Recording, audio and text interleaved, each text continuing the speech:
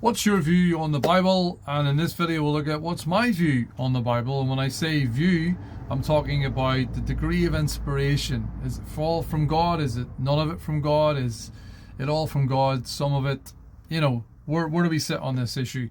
Now, just to say, it's a follow-up to my last video where I talked about sort of the importance of understanding your position on the authority of the Bible. Do you think it's inspired or not? And I just want to say that I know on doing these videos that it all depends on your vantage point.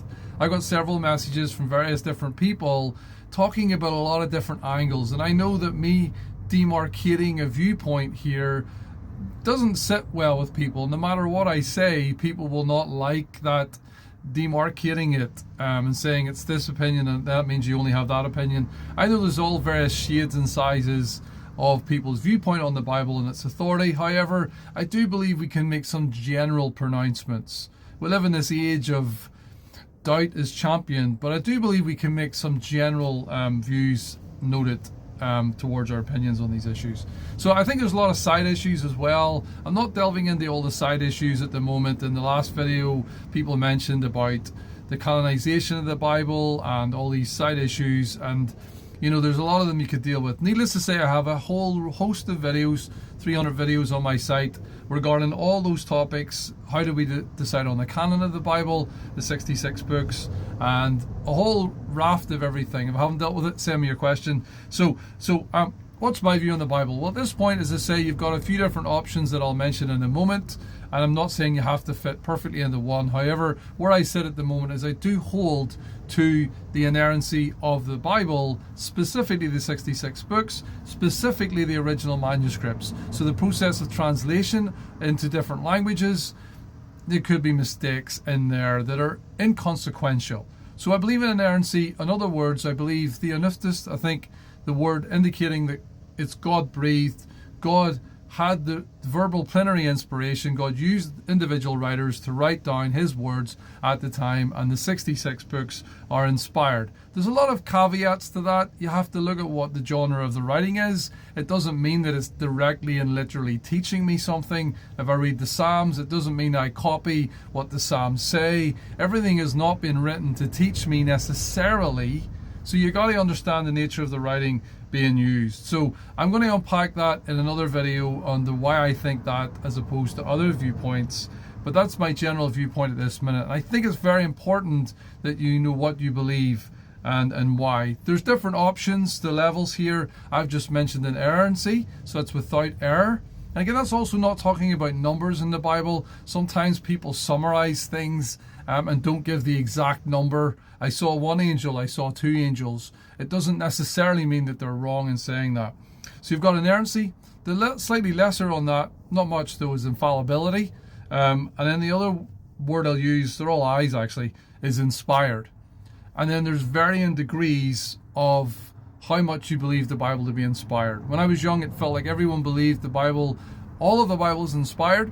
And it feels I've got older and I've actually heard a lot of people within our own church, or my church, and not my local church, within our movement, having varying degrees of inspiration about the Bible. In other words, some of it is, some of it isn't, some of it I'm not sure about. But what most people still hold to is Jesus was accurately attested to. What he said was right. Anyone who wrote about salvation in him were right. That gets a bit blurry. So just to say for a moment on degrees of inspiration. So you may think, well, Paul, I hear a lot of people questioning Paul's writings. And people wax lyrical about some of what he said because it's seemingly inspired, and then some of it maybe isn't. For example, 1 Corinthians 13, love. Was Paul inspired as he wrote about love? I mean, it seemed like he was inspired. Love is patient, love is kind, does not envy, does not boast. He wrote about himself as the worst of sinners.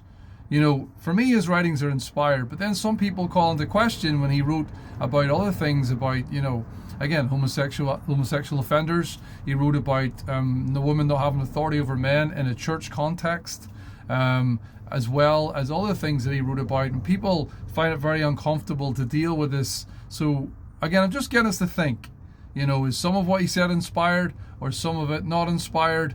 Did he err at some? Was there an error at some points? Where do we sit on this? And I think it is important. I believe his writings to be inspired, but I do believe we have to look at the specific things that he said and find out, is it just cultural? Is it not just cultural? And where do we sit on that? How did we get, well, I've asked myself this question, how did you get to where you're at with your view of how authoritative the Bible is? So, was it through study? Was it through people? Or as I've found, and one of the reasons why I do this video in my mind, is it sometimes feels like people are culturally driven. So at one time we accept all the Bible is inspired, we follow it all, we don't understand everything brilliantly and we have to investigate. But then when culture starts to say that they really don't like some of what Paul says, some of what John says, some of what James says, some of what Luke says, in Acts even, and all of a sudden then it changes, and then people have, in my opinion, seemingly what I see is a lesser view of inspiration of the Bible. The authority of the Bible has been diminished. And I asked the question, what's the driver? What has driven that? I must admit, I talk to people who have a different experience to me. They're very damaged by the conservative church they were in that maybe took a certain line. I just want to say, as someone who grew up in a church where I seen abuse of religion, you could say, that one of the things I held to was that even though man around me is not practicing the Bible the right way, in my opinion, for me, I didn't want to go down the route of, well, the Bible's not correct, God's word is not inspired anymore. I thought, man's not doing it right. So if you've been hurt in your local church because of the oppression or bullying or judgment or the way it was taught or practiced, again, I want us to just look at, did we end up lessening the authority of the Bible because people weren't doing it right? I know that there's a lot of unpacking could be done here. Just some thoughts today on what is your view, what was my view on the Bible. I will unpack my view a little bit more in terms of my view about the original manuscripts being inerrant and being divinely inspired by God, and hence what that means I do in terms of practice today. Let me know your thoughts.